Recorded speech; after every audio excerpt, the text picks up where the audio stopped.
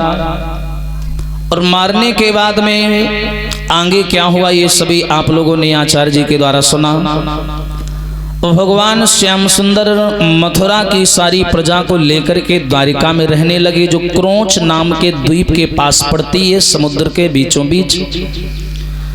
जब कन्हैया सारी द्वारिका के साथ वहां रहने लगे, उद्धव को भेज करके भगवान कन्हैया ने वृंदावन का हाल जाना। और उसके बाद भगवान कन्हैया बलराम जी के साथ में और विशाल यदुवंशी समुदाय के साथ में भगवान कन्हैया द्वारिका के मध्य में रहने लगे। द्वारिका ये समुद्र के बीचों बीच है, जिसमें अनन्य द्वार हैं, द्वारों की संख्या नहीं है, इसीलिए नाम पड़ गया द्वारिका। एक दिन की बात है, भगवान कन्हैया बैठे। अब देखिए इनके दैनिक जीवन में हम लोग प्रवेश करने जा रहे हैं कि इनके विवाह कैसे हुए। तो भगवान कन्हैया हैं छोटे और बलराम जी हैं बड़े। तो सबसे पहले शादी होगी तो बड़े वाले की होगी, अगर बड़ा वाला नहीं करेगा छोटे वाले लगने में लगे रहेंगे। हाँ, तो आइए सबसे पहले बड़े यानी बलराम जी के विवाह की चर्चा सुनते हैं। अरोड़क नगरी के रहने वाले महाराज रेवतक। और देखिए बलराम जी के विवाह की कथा अब विस्तार से श्रीमद देवी भागवत में मिलती है। तो बताते हैं कि अरोड़क नगरी के रहने वाले महाराज रेवतक, जिनकी बिटिया का नाम था रेवती। और प्रमाण ये मिलता है कि रेवती सतयुग में पैदा हुई और आ गया द्वापर युग, लेकिन इनका विवाह नहीं हुआ। कारण है दैव गति से रेवती की लंबाई हो गई 21 हाथ की, या कोई हाथ की नहीं 21 हाथ की। तो कोई शादी नहीं करता था लंबाई की वजह से। हाँ, जहां भी महाराज रेवतक बिटिया का रिश्ता लेके जाते, पहले तो लड़का हाँ कर देता था बिना देखे कि चलो भाई राजा की बिटिया है, खूब दहेज मिलेगा। और जैसे कन्या को देखता जयमाला छोड़ के भाग जाता, बोला इतनी लंबी से कौन शादी करेगा। यही कारण है कई जगह से इनका विवाह कैंसिल हुआ, नहीं पूर्ण हो पाया। और जब नहीं हो पाया तो महाराज रेवतक जो रेवती के पिता हैं बड़ा चिंता में रहा करते थे कि मेरी बिटिया की लंबाई इतनी ज्यादा है कि कोई विवाह ही नहीं करता। ब्रह्मा जी के खासम खास मित्र हैं, ब्रह्मा जी से अपनी दुख भरी बात बताई कि ऐसी ऐसी बात है महाराज, सयानी बेटी घर में रखने से माँ बाप को पाप लगता है, कोई ऐसा उपाय बताओ ताकि बिटिया का विवाह हो जाए। ब्रह्मा जी बोले काम करो, इस समय पूरे आर्यावर्त में 2 ऐसे इंसान हैं जो बड़ा छाए हुए हैं। बोले कौन? बोले कन्हैया और बलराम। इनका काम है बिगड़ी को बनाना। और इस समय कन्हैया द्वारिका में अकेले हैं, बलराम जी गए हैं वृंदावन। मौका बढ़िया है, तुम एक काम करो राजन, नाई और पंडित को बुलवा करके लगुन टीका बलराम जी के नाम का द्वारिका भिजवा दो। और कन्हैया इसी इंतजार में बैठे हैं कि बड़े वालों का कहीं रिश्ता आए, ई निपटे प्रमऊ कहूं दिया खन। हाँ, कब तक अकेले रहे। तो ये मान के चलो कि बेटी का तुम्हारे विवाह होके ही रहेगा। बोले महाराज अगर बाद में लड़का जान गया तो कहीं चला ना जाए छोड़ के। बोले कुछ नहीं होगा, वो मजबूत देख करके या हार को देख करके पीछे नहीं हटते वो लोग, काम पूरा होके रहेगा, तुम इतना करो। नाई और पंडित को बुला करके लगुन टीका लिखवाया और द्वारिका भिजवा दिया। जैसे ही कन्हैया ने देखा पंडित जी आए हैं द्वारिका में, सम्मान दिया, बैठाया। बोले महाराज हम आपके बड़े भैया बलराम का रिश्ता लाए हैं, आपको स्वीकार है? कन्हैया ने कोई पूछताछ नहीं की कि लड़की कौन है, नाम क्या है, कहां से आए। कन्हैया बोले हाँ स्वीकार है, जल्दी ला जल्दी ला। बोले हम तो इंतजार में बैठे हैं, जल्दी निपटे ब्रह्मऊ कहूं ढूंढन। और कहा कन्हैया जी ने तुरंत स्वीकार कर लिया। पंडित जी बोले अरोड़क नगरी से आए हैं, राजा रेवतक की कन्या है रेवती। बोले ठीक है कोई बात नहीं, लेन देन की ना कुछ नहीं, जो भी मना है सो दे देना, बाकी सब बढ़िया है। बोले ठीक है। अब रिश्ता तय हो गया। कुछ दिन बाद जब बलराम जी लौट करके आए तो कन्हैया ने उनसे कहा भैया एक बात कहें। क्या? एक बात कहें दाऊ भैया, हाँ, और तुमरो ब्याह न घिचाई रहो।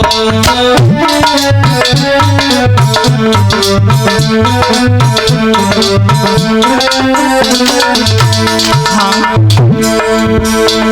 एक बात कहीं दाऊ भैया, हरी ब्याह तेरो न घिचाई रहो।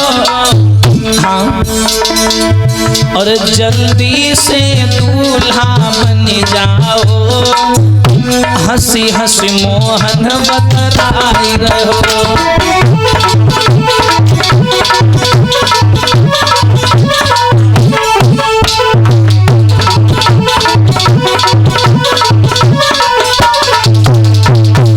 अरे दाऊ भैया एक बात बताएं। बोले बताओ लाला कन्हैया।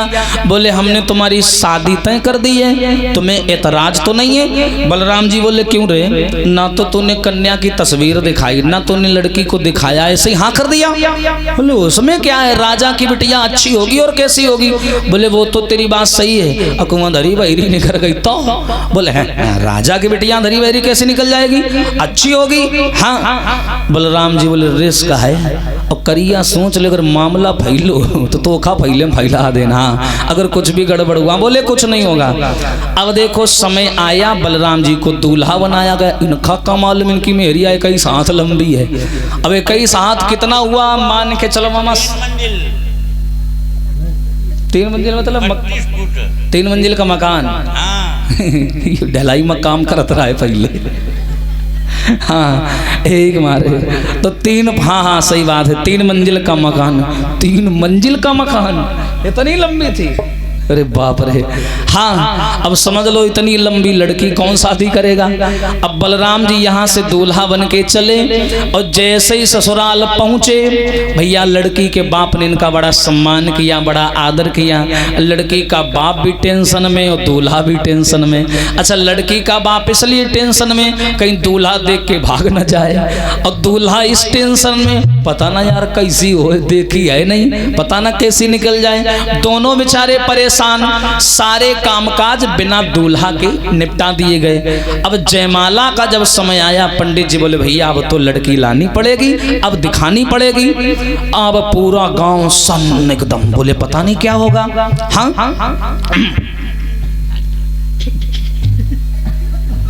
हाँ ले आते।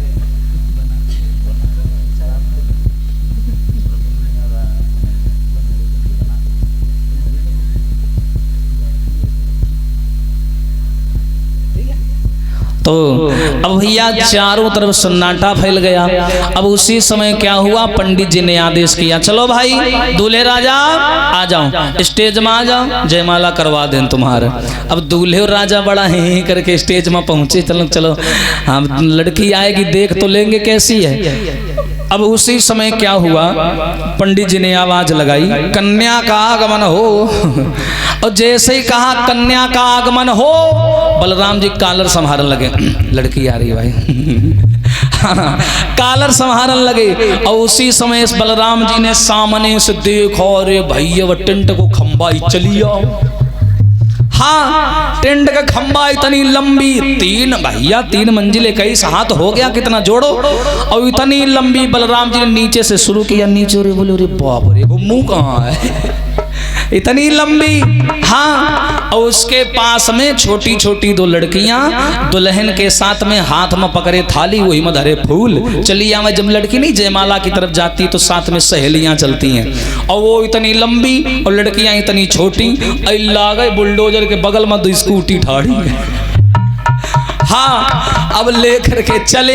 अब बलराम जी इतनी बड़ी जुबान निकल वही फैल गए। बलराम जी बोले मर गए, इतनी लंबी, एक मुंह तो दिखाई नहीं पड़ रहा। नारद जी आए, जगाने लगे दूल्हे राजा, ओ दूल्हे राजा। राजा को बाजा बाज गो, जगह कहाँ से?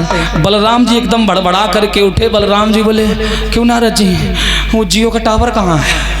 वो सामने खड़ी है। और कन्हैया की नजर पड़ी। जैसे ही कन्हैया ने भाभी को देखा, कन्हैया बोले मरी गए, बिना देखे हाँ कर दी हो, जो तो बहुत लंबी है। अरे कैसे गुजर होए भैया की इतनी लंबी सुकुमारी से जा प्यारी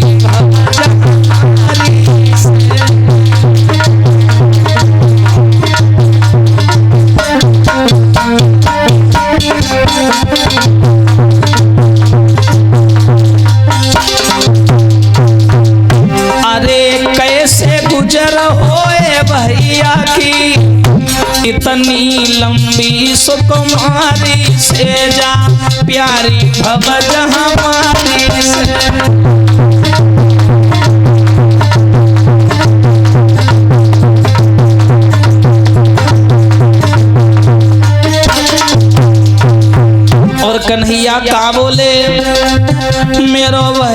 का लागे मारो है मेरा भैया। राजा ने कहा विचारो है राजा ने, और अरे इतने दिन तक रही बाप धर लंबी भई सुकुमारी से जान प्यारी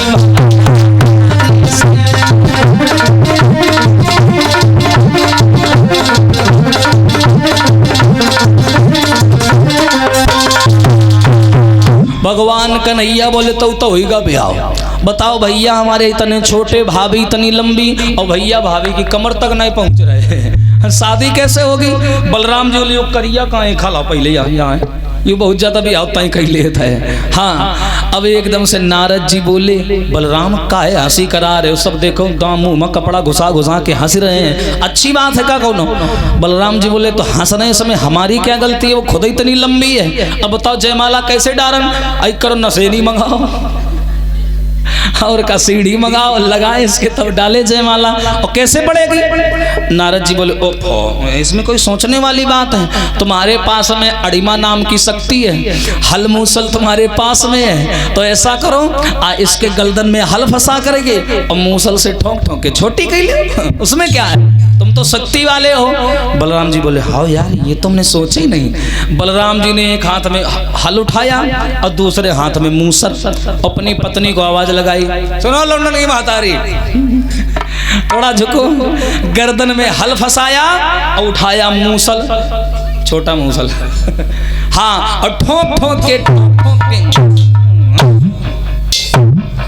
हाँ, इतना भैया रथ के कोने पर मारा, इतना ठोक ठोक के अब बलराम जी ने अपनी पत्नी को कंधे बराबर कर लिया, कंधे बराबर हो गई। अब देखो उस समय शक्तियों का थोड़ा असर था, शक्तियों का थोड़ा प्रभाव था, तो ये काम बड़ी सरलता से हो गया।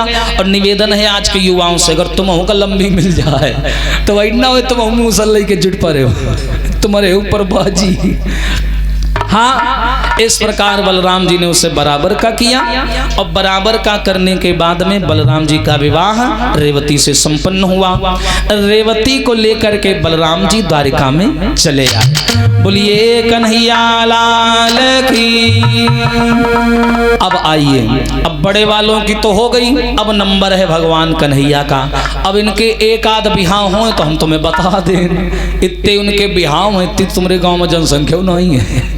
हाँ, तो आओ, भगवान श्याम सुंदर के मुख्य 8 विवाह, जिनमें से प्रथम विवाह रुक्मणी जी के साथ में हुआ, और ये कैसे हुआ आइए ये चर्चा सुनते हैं। अब देखिए, इटावा और भरथना के नजदीक पड़ने वाला एक सुंदर सा नगर जो आज के समय कुदरकोट के नाम से विख्यात है, इसका प्राचीन नाम था कुंदनपुर। यहीं के रहने वाले थे महाराज भीष्मक गुजर। ध्यान से सुनिएगा, महाराज भीष्मक गुजर जिनके 4 लड़का और 1 बिटिया थी, नाम था रुक्मणी। और माताओं, ये रुक्मणी के बारे में बताया जो देखने में बहुत सुंदर हैं। और जब रुक्मणी का जन्म हुआ था तो देवर्षि नारद ये बता करके गए थे कि देखो राजन, तुम्हारी बिटिया से साक्षात भगवान कन्हैया विवाह करने आएंगे। कन्हैया का नाम सुनने के बाद में आंगन में खुशी की लहर दौड़ आई। भाई सब लोग तैयारियां बनाने लगे, चलो अच्छी बात है, हमारे घर में कन्हैया दामाद बन के आएंगे। तो घर में कन्हैया के नाम का माहौल चला करता था रुक्मणी के घर में। रुक्मणी बहुत सुंदर हैं, लेकिन प्रमाण ये मिला कि रुक्मणी है कौन, ये ध्यान देते हैं। जो त्रेता युग में सीता थी और द्वापुर में वही रुक्मिणी थी, और ये बदली रूप महामाया बदली की तरह बदलती थी।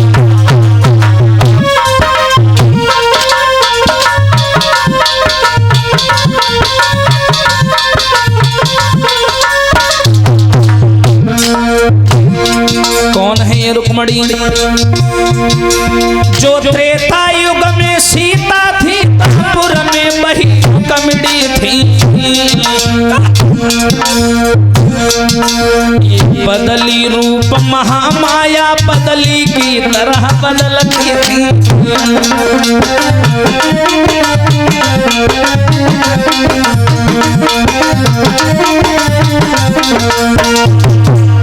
जो त्रेता युग में सीता थी, द्वापर में वही रुक्मणी थी, और ये बदली रूप महामाया बदली की तरह बदलती थी। ये है रुक्मणी। प्रमाण ये मिला 4 भाइयों में रुक्मणी सबसे छोटी हैं, ध्यान से सुनिएगा। और ये रुक्मणी एक दिन आंगन में बैठी, मात्राओं 16 वर्ष की उम्र है रुक्मणी की। अचानक दरवाजे से एक ब्राह्मण देवता कुछ गुनगुनाते हुए जा रहे थे, और रुक्मणी वहीं देहरी के पास बैठी। तो पंडित जी गाते हुए जा रहे थे कि ब्रज भूमि में हुआ है अवतार कन्हैया का, और सौभाग्य है जिन्हें हो दीदार कन्हैया का। ये गाते हुए पंडित जी जा रहे थे, और सो धुनी पड़ी रुक्मिणी करना, और तब से प्रीत लगी हरि चरना। जब ये आवाज रुक्मणी के कान में पड़ी, उसी दिन से रुक्मणी कन्हैया के नाम की माला जपने लगी। हाँ, सोते जगते उठते बैठते खाते पीते चलते फिरते केवल कन्हैया के नाम की माला जपा करती थी। जब से ये जान गई रुक्मणी कि कन्हैया द्वारिका के राजा बन गए हैं, द्वारिका में रहने लगे हैं, रुक्मणी बड़ी खुश हो गई। हाँ, लेकिन रुक्मणी एक चीज सोचने लगी। क्या? अरे सोचने लगी और बिटिया मन में, और जीवन दिन व्यर्थ खो रहे हैं।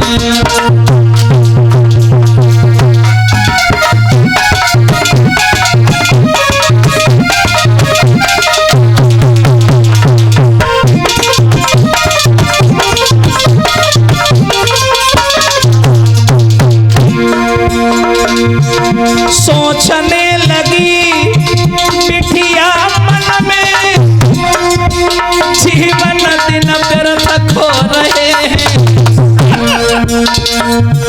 माया इस जगह विराजी है, मायापति किधर सो रहे हैं।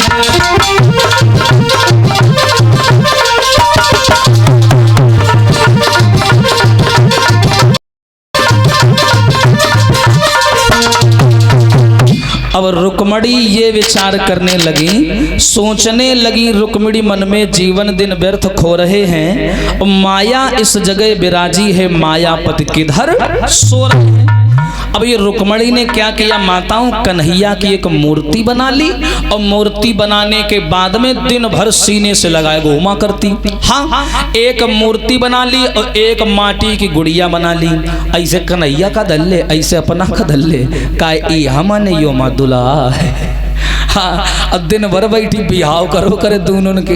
हाँ, अब एक दिन की बात की रुक्मणी कन्हैया की तस्वीर लिए मूर्ति बनाई थी, जो अपने साथ सुलाती, खाना खवाती, अरे दुनिया भर को निपुर। हाँ, दुनिया भर का काम करती। एक दिन रुक्मणी कन्हैया की मूर्ति को लेकर के सो गई, और जैसे ही सवेरा हुआ खुद तो जग गई और मूर्ति सो गई। और जब मूर्ति लेटी, अब मूर्ति से लड़ने लगी, कह रही हम जग गई, तू काहे नहीं जगी। अब मूर्ति से लड़ रही है रुक्मणी। कैसे? क्या बोली रुक्मणी? लला, अरे प्रियतम नहीं जागे रहना भाई। हाँ, अरे प्रियतम नहीं जागे रहना भाई, हो राजा नहीं जागे।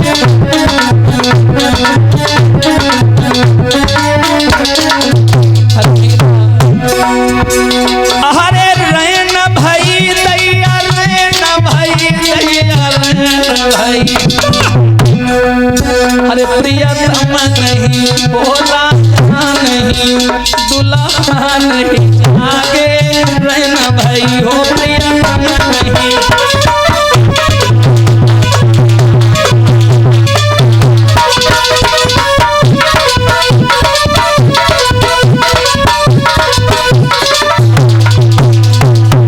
अब रुक्मणी वही कन्हैया की तस्वीर लिए बोली हम जग गई तुम काहे नहीं जगी, और मूर्ति से बात करने में लगी। दरवाजा अंदर से बंद और मैया बेचारी वहीं पता नहीं कुछ कर रही थी। रुक्मणी की माँ कान में आवाज पड़ी, रुक्मणी की अम्मा किवाड़ में कान लगा के सुनने लगी और या के थे बतला रही अंदर। हाँ, और रुक्मणी मूर्ति से बातें करें ऐसे बोले मैं जग गई तू क्यों नहीं जगी। हाँ, एकदम से मैया ने दरवाजा खटखटाया, रुक्मणी ओ मोड़ी क्या कर रही है अंदर, जल्दी खोल के मारो, जल्दी खोल। रुक्मणी ने देखा मैया गई, उठाई मूर्ति घुसा दी तकिया के नीचे। हाँ, एकदम से बाहर निकली ऐसे करते हुए जैसे 3 महीना से सो रही हैं। हाँ, एकदम दरवाजा खोला। मैया बोली ये बता तू अंदर किससे बातें कर रही थी। रुक्मणी बोली हम कितनी बातें कर रही रहन, बैठी रहन। हाँ, हो सकता है कोई सपने अपने में बर रही रहन, ऐसा हो सकता है और कुछ नहीं, बहाना बना दिया। अचानक मैया की नजर तकिया की तरफ पड़ी और कन्हैया के पांव दिखाई दे। हाँ, मूर्ति के। मैया जान गई जब मोड़ी लबल हाँ, मैया जान गई और जानने के बाद में वहां से आई, देखा उम्र भी बढ़ती जा रही है रुक्मणी की। आई और अपने पति भीष्मक से जवाब दिया महाराज बिटिया सयानी है, अब तो वो कन्हैया की मूर्ति बना लेती है और दिन भर बातें किया करती है। महाराज इससे पहले गलत रास्ते पे चली जाए, शादी कर दो। भीष्मक बोले घबराओ नहीं, अभी हम दरबार में जा रहे हैं और सबसे बातचीत करेंगे। वैसे ये तो क्लियर है कि कन्हैया से शादी होगी, फिर भी परिवार बड़ा है, बाल बच्चे हैं और भाई लोग हैं, सबसे सलाह ले ले, सबकी मर्जी जानने के बाद में बाकी तो हम करेंगे तो अपनी मर्जी की, लेकिन सबका मत लेना बहुत जरूरी है, परिवार इतना बड़ा है। भीष्मक आए अपने दरबार में, वो बात डाल दी रुक्मणी के विवाह की। बोले भैया रुक्मणी के लिए कोई उचित लड़का चाहिए। अब वहां जितने राजा लोग बैठे हैं बाकी तो वो सब अपने अपने हिसाब से राजकुमारों के नाम बताने लगे। एक राजा अगर राजकुमार का नाम लेता है, दूसरा राजा उस राजकुमार के गुण और अवगुण बताने लगता है। सुबह से दोपहर हो गई, दोपहर से शाम हो गई, लेकिन रुक्मणी का विवाह कहीं पर भी तय नहीं हो पाया। अब जब नहीं हुआ तो महाराज भीष्मक का सबसे छोटा लड़का खड़ा हुआ, रुक्मेश। बोला पिताजी अगर आप आज्ञा करो हम बताएं, मेरी नजर में है एक लड़का। बोले बताओ बेटा कौन है। हाँ, बोले पिताजी लड़का बहुत सुंदर है। अरे है कौन, सुनो मेरी बात, बताता हूँ लड़का कौन है। पुरुषों में है वो पुरुष रतन, और जिससे यह शादी की जाए, अरे दूल्हा वही कन्हैया है, दिन संग दामादी की जाए।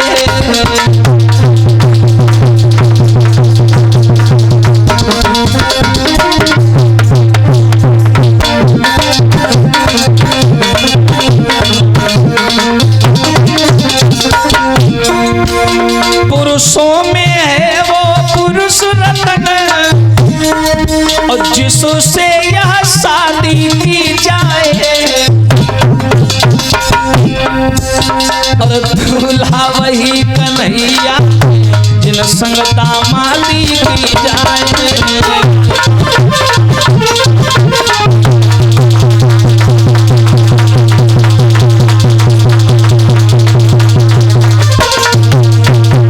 महाराज पिताजी भगवान कन्हैया हमारी बहन के लिए कैसे रहेंगे। जैसे ही उस लड़के ने रुक्मणी के सबसे छोटे भाई ने कन्हैया का नाम लिया, पूरे दरबार में तालियां बजने लगी। बहुत सुंदर बेटा, तुमने तो हमारे मुंह की बात छीन ली। कन्हैया हमारी बिटिया के दूल्हा बन के आ जाए तब तो कहना ही क्या। सब लोग खुश हो गए कन्हैया का नाम सुन के। लेकिन एक आदमी ऐसा बैठा है जिसको बुरा लग गया। कौन? रुक्मणी का सबसे बड़ा भाई रुकुम, भीष्मक का बड़ा लड़का। रुकुम अपनी गद्दी से खड़ा हुआ आवाज लगाई, कन्हैया कन्हैया कन्हैया। ये कौन है कन्हैया? वन वन गाय चराने वाला, माखन लूट लूट के खाने वाला, वो ग्वाला गंवार नंद का छोरा हमारी बहन का पति बन के आएगा। तुम लोगों का दिमाग खराब हो गया, आन बान शान सारी भूल गए। एकदम से भीष्मक बोले, अरे लाला तो कन्हैया में क्या बुराई है? बुराई? एक बुराई बताऊं मैं उसकी। अरे धोखे से जाकर के कंस को मार करके वहां का राजा बन गया। अरे वृंदावन में बंसी बजा करके गोपियों को रिझाया करता था। जो ग्वाल महीनों नहाते नहीं उनके हाथ का जूठा माखन माखन खाया करता था। ऐसे आदमी को आंगन में दूल्हा बना के बुला रहे, क्या शान रह जाएगी हमारी। भीष्मक बोले कैसी बातें कर रहा है? तो बिल्कुल सही कर रहा हूं, हम महाराजा कहलाते हैं और वो ग्वाला कृष्ण कन्हाई है।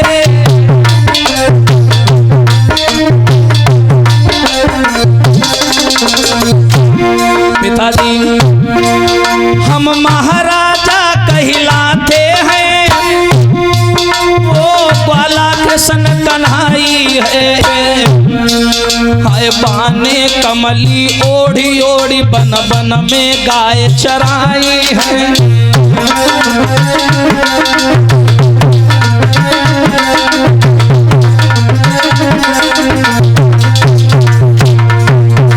तुम लोगों का दिमाग खराब हो गया है? मैया का पता नहीं, जिसके खानदान का पता नहीं, जिसकी बिरादरी का पता नहीं, जिसके गोत्र का पता नहीं, ऐसे आदमी को आंगन में दूल्हा बना के लाना चाहते हो? कान खोल करके सुन लो सभी लोग, मैं रुकुम कन्हैया का खुलेआम विरोध करता हूं। मेरे आगे तो छल बल की ना बौछारे चल पाएंगी,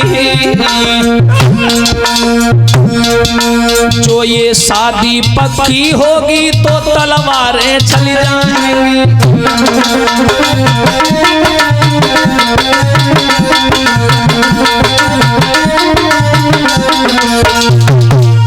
जवाब दिया, अगर वो कन्हैया नंद का छोरा हमारे आंगन में दूल्हा बन के आया तो शादी के मंडप में भामरों का नजारा नहीं होगा, तुम्हारी लाश पड़ी नजर आएगी। ध्यान रखना, कन्हैया का नाम मत ले देना।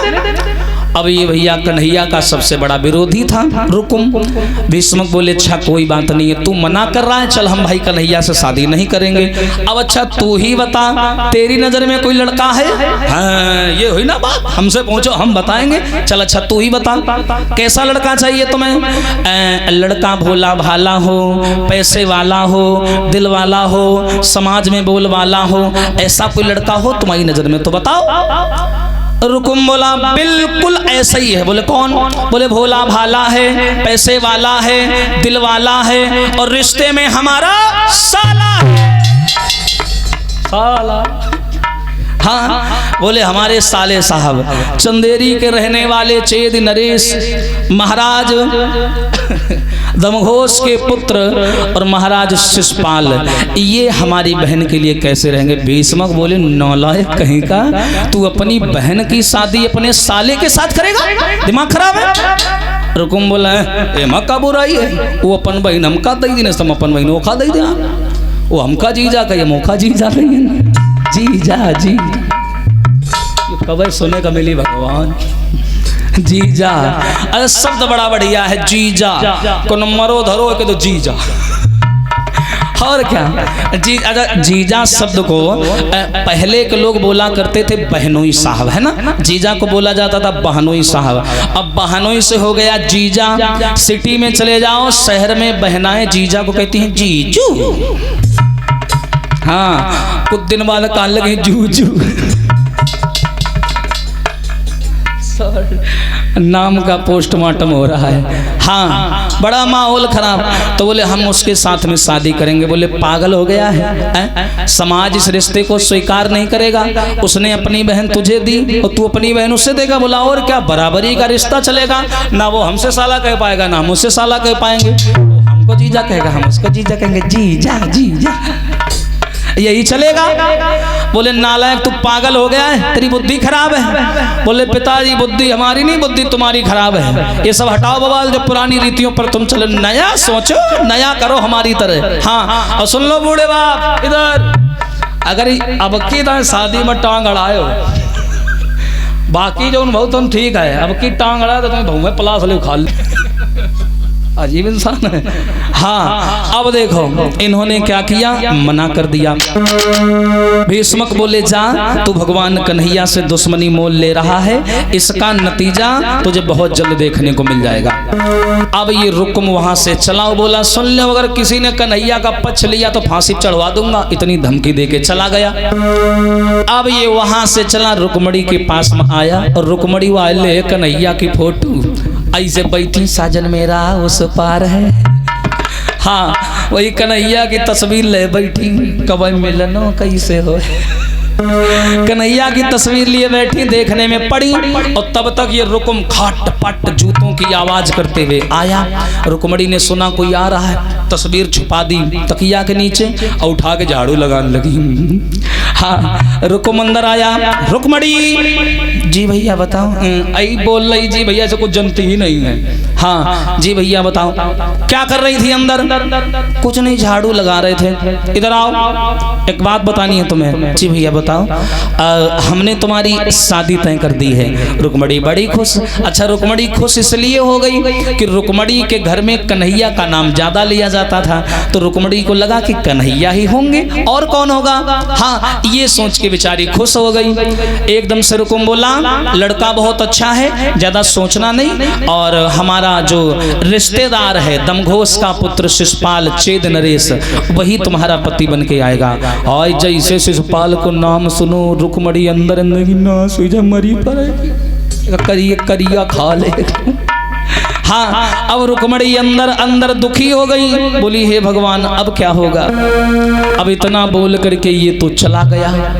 अब रुकमणी ने बंद किया दरवाजा और दरवाजा बंद करके छाती में घूंसा मार मार करके रोने लगी। हाँ रोवन लगी और रोते रोते बेचारी को नींद आ गई, बहुत रोई। सुधी आए गई श्याम की खूब रोई, सुधी आए गई कन्हैया। अरे सुधी आए गई कन्हैया की खूब रोई, सुधी आए गई।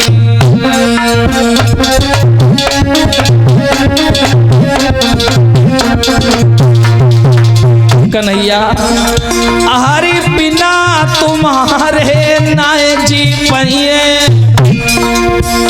हरि जीते जी चंदेरी ना जाइए। और सुधी आए गई श्याम की खूब सोई, सुधी आए गई, सुधी आए गई कन्हैया की खूब रोई, सुधी आए गई।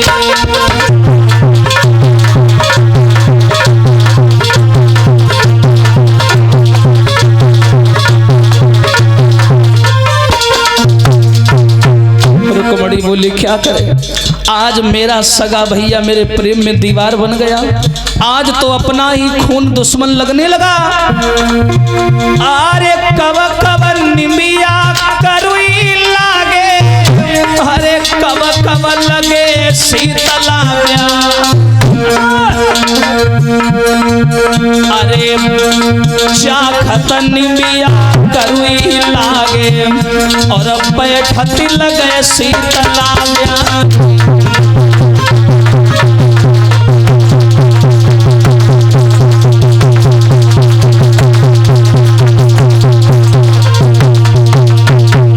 बेचारी रुकमणी बहुत रोई, इतना रोई कि रोते रोते सो गई।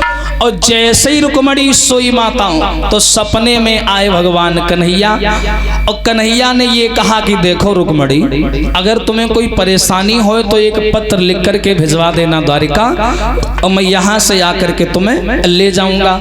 अब जैसे ही रुकमणी सपने में कन्हैया से बातें कर रही तब तक क्या हुआ, रुकमणी की सहेलियां आ गई और आकर के दरवाजा खटखटाने लगी। रुकमणी ओ जी दरवाजा खोलो। एकदम से रुकमणी का सपना जो था वो टूट गया, नींद उचट गई।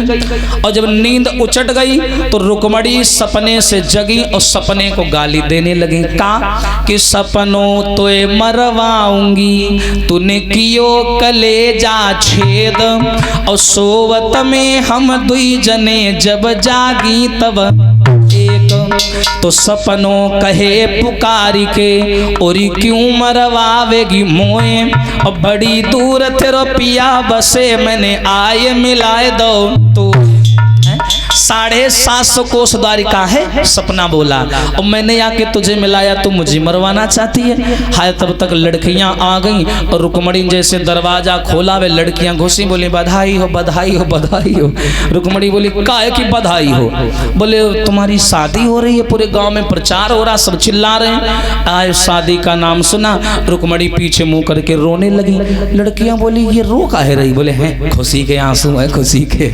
हाँ वास्तव में भैया आंसू भी कई प्रकार के होते हैं। हाँ 3 प्रकार के पता है। एक आंसू होते हैं जो सुख में निकलते हैं, ये गर्म हुआ करते हैं, देखा होगा आप लोगों ने।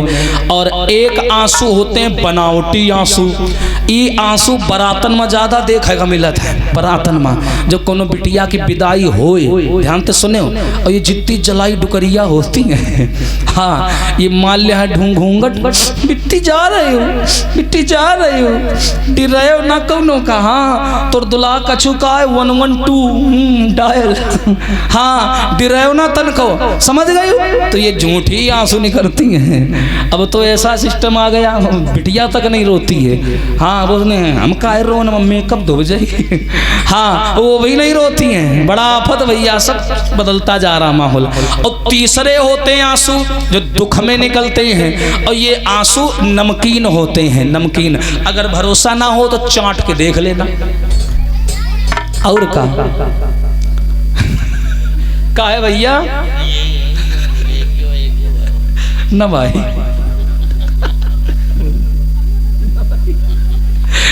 अब देखो वही हुआ।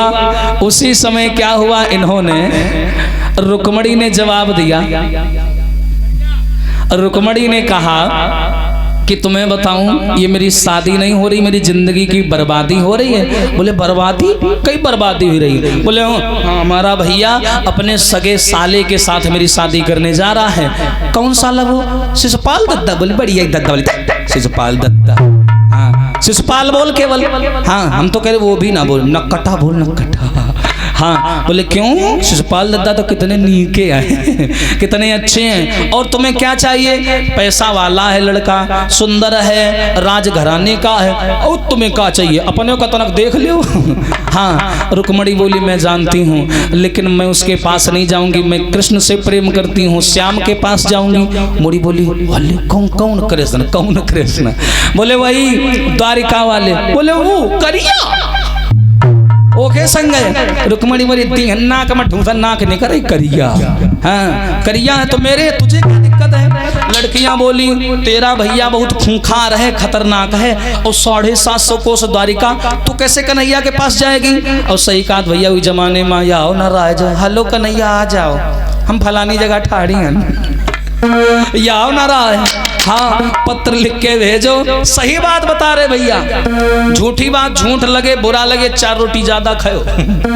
हाँ रुक्मणी, अब उस जमाने में फोन भी नहीं था, आज पत्र लिखो 15 दिन में पत्र पहुंचता था, 15 दिन में उधर से जवाब आता था, महीना खड़े ही में चले जा रहा है। अब कहा हेलो हाय बाय, और ये कहीं अब टाइम नहीं लगता। रुक्मणी बोली चाहे कुछ भी हो जाए, चाहे भैया दीवार बने, चाहे कोई भी दीवार बने, और रही बात मेरी, तो मैं पता है क्या करूंगी अगर मेरा भैया नहीं माना? तो मैं तो श्याम की जुगनिया बनी जाऊंगी, घर से भाग जाऊंगी, चली जाऊंगी। और जैसी रुक्मणी बोली भाग जाऊंगी, मोड़ी बोली हाँ जिक्का कई का बाग जीवे। मैं तो श्याम की जुगनिया बनी जाऊंगी, घर से चली जाऊंगी।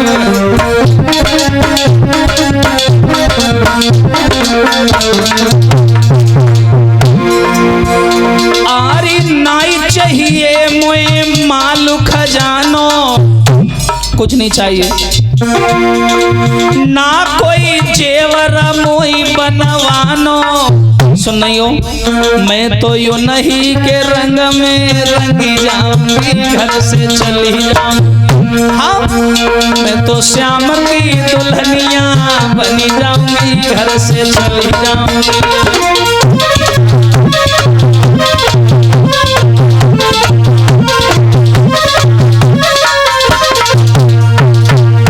रुक्मणी बोली मैं कन्हैया के साथ में चली जाऊंगी। अब लड़कियां बोले हाँ हाँ सही, तो तू डर रहे ना, जब तुर भागे का प्लान हो बस हम धोती ही लगा दे आप तो लटक के निकल गए। अब लड़कियां चली आई। अब इधर रुकुम ने सोचा, जो कन्हैया का विरोधी था, रुकुम ने सोचा कि पूरी कुंदनपुर में अकेला मैं ऐसा हूं जो कृष्ण के विरोध में खड़ा हूं, और बाकी कुंदनपुर वाले वो श्याम को मानते हैं, और मैं अकेला हूं जो श्याम के विरोध में खड़ा हूं। अगर मैंने जल्दी शिशुपाल को नहीं बुलाया तो कहीं ऐसा ना हो पिताजी आधी रात बिरात बुलावे कन्हैया का बम्बा किनारे कहूं रुक्मणी का पिता ना कहीं। हाँ, तो बोला इससे तो मेरी बात खराब हो जाएगी। इसने सोचा एक काम करते हैं, साले साहब यानी शिशुपाल को बुलाते हैं और रुक्मणी को विदा कर देते हैं, शादी करवा देते हैं। इसने लिया पत्र और लिखने लगा। चंदेरी के राजा शिशुपाल को पत्र लिख रहा है रुकुम, और कैसे लिख रहा है? आदरणीय जीजा जी, हम तुम्हारे जीजा जी, तुम हमारे जीजा, यही चल रहा। और क्या लिखा इसने पत्र में?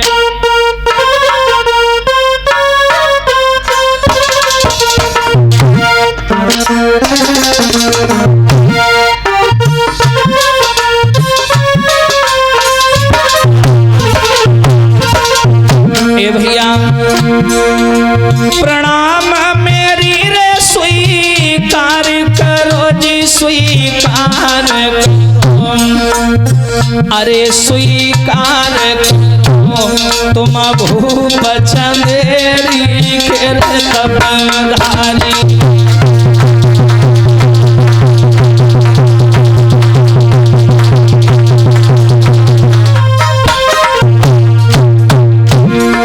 क्या लिखा रुकुम ने? शिशुपाल जी, अरे और कछु मेरे पास नहीं, दैया पास नहीं,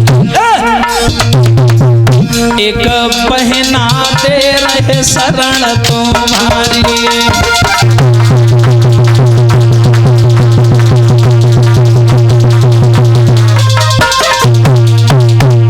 इसने पत्र में लिख दिया, आदरणीय बहनों साहब, मैं कुंदनपुर का रहने वाला रुकुम अपनी बहन रुक्मणी का विवाह तुमसे तय कर रहा हूँ। फलानी तारीख को बारात लेकर के कुंदनपुर आ जाना, और हाँ सावधान ये भी सुन लो, आना दूल्हा बन के आना, पूरी सेना लेकर आना, अकेले मत आना, क्योंकि हमारे पिता कन्हैया से करना चाहते रुक्मणी की शादी, और मैं तुमसे करना चाहता हूँ। यहाँ कन्हैया भी आएगा, इसलिए होश में आना, सेना लेकर के आना।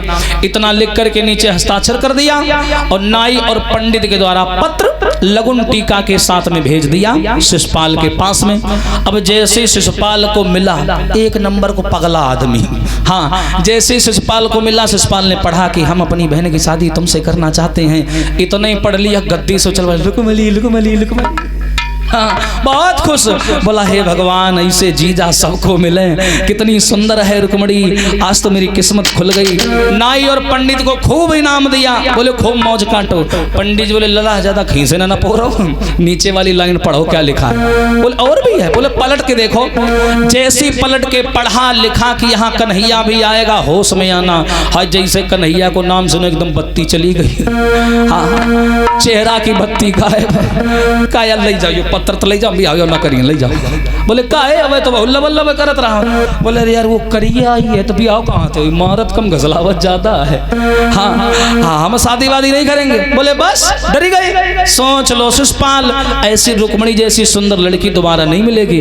शिशुपाल बोलो हाँ यार वाह सही है, लेकिन करियो तो मारत है बहुत, यूं कौन भूल जाए। बोले सोच लो, और डर क्यों सेना लेकर के जाना। शिशुपाल बोला हाँ ये बात तो सही है। अरे आने दो कन्हैया को, एकदम बदल गया। बोला आने दो उसे, डरता हूं क्या मैं उससे। अरे अगर कन्हैया आएगा तो मैं भी अकेला नहीं जाऊंगा, सेना लेकर के जाऊंगा। और क्या करूंगा, अरे मैं लड़ी के पाई हराऊं और रोक मेरी संग भावरी डालो।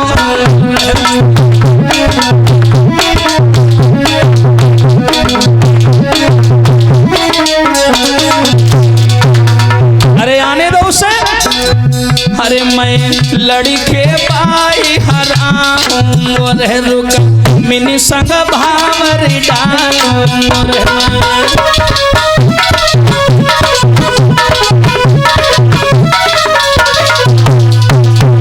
अरे आएगा द्वारिका वाला, आने दो, मैं डरता हूँ क्या उससे?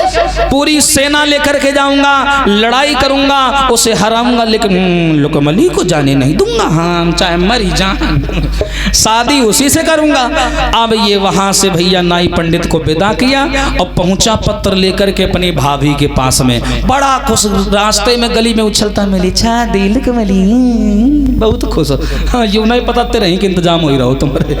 हाँ, अब ये चला अपनी भाभी के पास आया, आवाज लगाई, भाभी। कहो बेटा देवर जी। अच्छा, एक दायो कही दे, झूठी खुशी ले लेन दो। मेरी खुशी नहीं इस आदमी से देखी जाती। कोई आदमी शब्द को सुन के खुश हो रहा है तो बोलने में क्या दिक्कत है? बोलो, कही दे देवर। अब हम घर में सबसे बड़े हैं, भाभी का सुख कहाँ मिलो हमें? न प्यार मिला तो तुम वहीं बोल दो प्यार में। बोलो, कहो बेटा देवर जी। अच्छा, एक दाएं और तुम हमें मार दियो हैं, तो हम कुछ ना कहे, लेकिन कमरम ऐसे जब कंस नहीं लड़कन का टांग तो है पकड़ के। एक दाएं और अच्छा रुको, भाभी। कहो बेटा देवर जी। क्या कर रही हो? ये हमारी भाऊजी है। हाँ, ये बताओ क्या कर रही हो? भोजन बना रहे हैं। भोजन बना रही हो। एक काम करो भाभी जी, ये फुकबो बंद करो चूल्हा। अच्छा, हमें जल्दी में बना दूं दूल्हा। दूल्हा औका ना कहूँ से लगुन, यस, ना कहूँ से टीका, फालतू में दूल्हा बना दें। ये लो पढ़ो, लाओ। लेकिन ये नीचे वाली लाइन पढ़ी है? हाँ पढ़ी है, वो करिया आई है। हाँ, तो आन दे, हम सब ये सब क्या करिए, कब काम आई है? ये मिचकुर जैसे कुछ नहीं होगा। वो पंचम अलवेला मामा पर पहुंच। सुनो, एक काम करो, हमने पढ़ा है इसको, इसमें वो कन्हैया आएगा और आने दो, तुम दूल्हा बनाओ, हम सेना लेकर के जाएंगे, बहुत आदमी लेकर के जाएंगे। लेकिन पता है शादी किससे हो रही है? किससे हो रही है? रुक्मणी से हो रही है। अरे हाँ, और रुक्मणी इतनी सुंदर है, अंधेरे में बैठा दो, दीपक जलाने की जरूरत नहीं पड़ती, दूर से कभी चमक जाती है। तो बहुत सुंदर। हाँ, तुम्हारी पटरी बहुत बढ़िया खाई। अच्छा, हाँ, तो रुक्मणी का लैया तुम जल्दी दूल्हा बना, अपनी रन्नो कम्मा सन्नो कम्मा सबका बुला लो। वही सब बैठी हैं। कहाँ बैठी है? वही चंद्रकला, चंद्रकला नहीं, रन्नो सन्नो का बुला। वो रन्नो सन्नो ये दोनों बैठी हैं। तुम तो कहते रहो पंचमल वेला, तुरंत ही पलट गया है। हाँ, चलो बुला लो सबको, हमें तैयार करो। अब देखो, भाभी बोली ठीक है लला। अब भाभी गई, बोली ठीक है, हम सबको बुला करके ला रहे हैं, और लल्ला तुम जाओ तो ना थू थुन धो जाओ, जा। हाँ, अब शिशुपाल मुंह साफ करके बढ़िया नहा धो के आया, और पटा नहीं रखा जाता जो दूल्हे को सजाया जाता है, पटा रखा था जमीन में। भाभी बोली लल्ला पाठ बैठ जाओ। और जैसे ही उसने आगे पैर बढ़ाया, उसका दिमाग रुक्मणी के पास रखा। हाँ, कितनी जल्दी मिल जाए रुक्मणी, तो पटा पर पैर रखा, पैर गया फिसल, यो मुंह भरा गिरो भज, और जैसे मुंह के भल गिरो एक नाक गई फूट। भाभी कहने लगी लला ये नाक नहीं फूटी, ये संकेत है। अब नाक फूटी है, न जाओ, हम जाइयो जने कह फूटी और न जाओ। शिशुपाल कहने लगी यार यू बहुत खराब होगा, हम दूल्हा बनन जा रहे ना, पहले बोनट फूटेगा। हाँ, अब क्या करें? भाभी बोली ला लला रुई लगा दे, इतनी बड़ी रुई नाक के धर दी कि तो पूरा लगा। हाँ, अब इसको दूल्हा बनाने लगी। कैसे? असगुन होने लगे, जाने धरो पटा पे पावरे, तो छींक हुई गई भारी।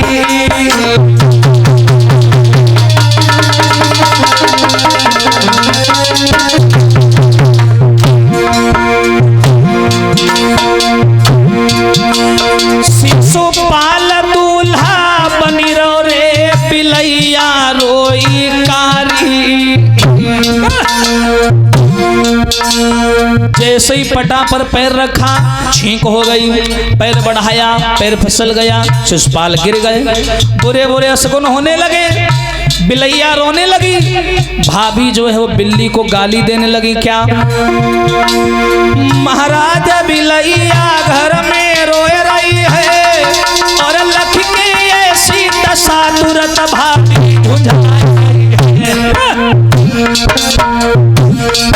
क्या भाभी बिल्ली को गाली देने लगी। क्या घर में मेरे दीवर को ब्याह हुआ भागनी काहे को रोए रही है। घर में मेरे लला को ब्याह हुड़कनी काहे को रोए रही है।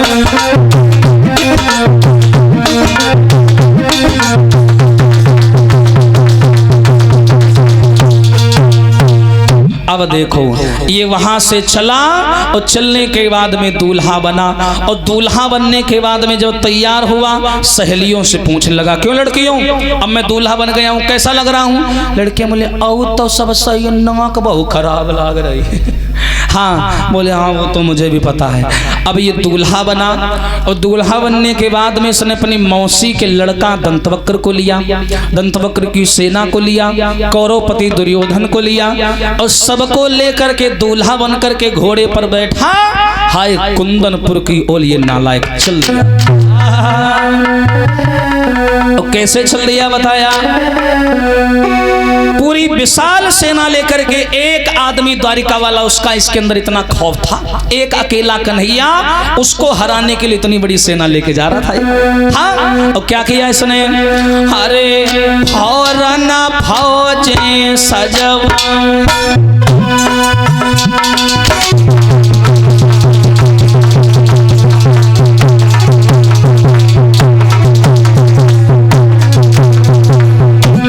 विशाल सेना को लेके चल लिया।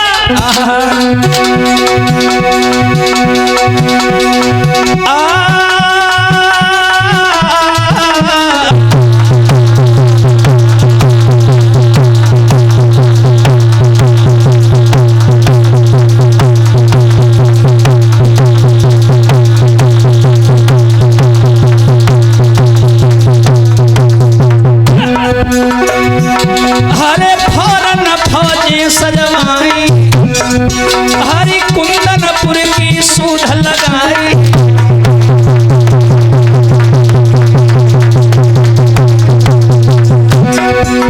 वाह जी वाह, एक अकेले कन्हैया को हराने के लिए और ये इतनी बड़ी सेना लेकर के चल दिया।